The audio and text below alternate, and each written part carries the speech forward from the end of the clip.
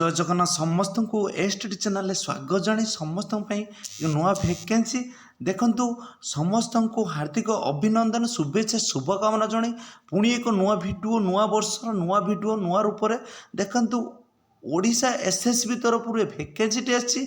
high school recruitment 2023-24 देखंतु high school आपण मान जो हाई स्कूल अच्छे हाई स्कूल टीचर भैकेंसी आसी टीचिंग वैकेंसी जो केते कौन वैकेंसी अच्छी तार फॉर्म केबे कौन अप्लाई हे सबकि भिडियो आलोचना करमी चलन जी डेरी नक नुआ वर्षर नुआ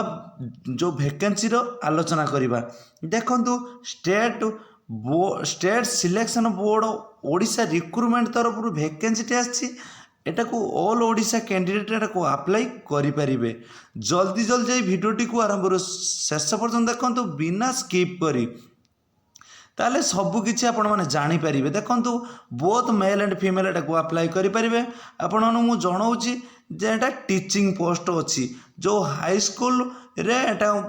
नुआ वैकेंसी आसी जो हाई स्कूल टीचर पोस्ट नुआ वैकेंसी अच्छी तार अप्लाई डेट केते कौन अच्छी देखो टोटाल वैकेंसी देखो बहुत भल वैकेंसी 2064 वैकेंसी अच्छी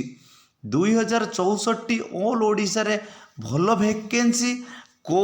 डिस्ट्रिक्ट केते कौन वैकेंसी अच्छी मुझे जनईदेवी देखु तार डेट स्टार्ट डेट केते अच्छी देखु तार स्टार्ट डेट अच्छी जनवरी 8 तारिख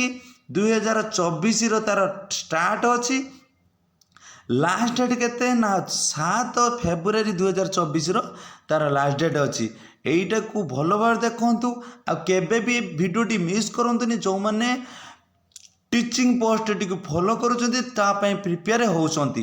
कई भी एटा को मिस करंतुनी एटा को ऑनलाइन एप्लिकेशन फॉर्म रहिबो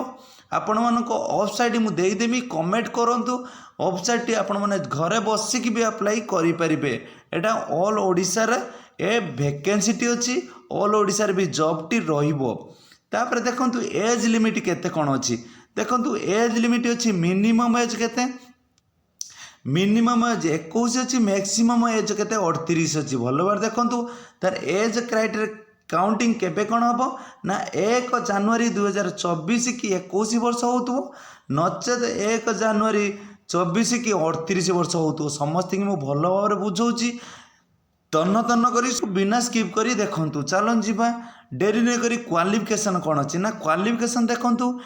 degree master degree in construction subject with 55% mark with must have Beed form recognisation university आपण मैंने बुझी पारुथिबे जे कि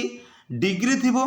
ता संगर मास्टर डिग्री थिबो आ कंस्ट्रक्शन सब्जेक्ट डिग्री से करिथिबो मास्टर डिग्री करिथिबो विथ 50% मार्क थिबो मास्टर डिग्री रो ता संगर कोन करथिबो ना बीड टे कंप्लीट करिथिबो देखंतु सबकि मत कहूँ देखो बीड कंप्लीट कर मास्टर डिग्री कर सांगे 50% मार्क थी जो मानकर 3टा कंप्लीट थी से अप्लाई कर समस्त को भल भाव कान में शुणु देखु तार सैलरी केते कौन अच्छी तार सैलरी अच्छी देखु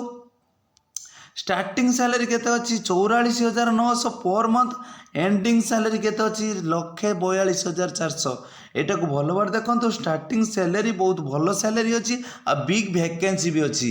एटा को डेरी न करी वीडियो टी आरंभ शेष पर्यटन देखो निज निजे तैयारी जारी रखु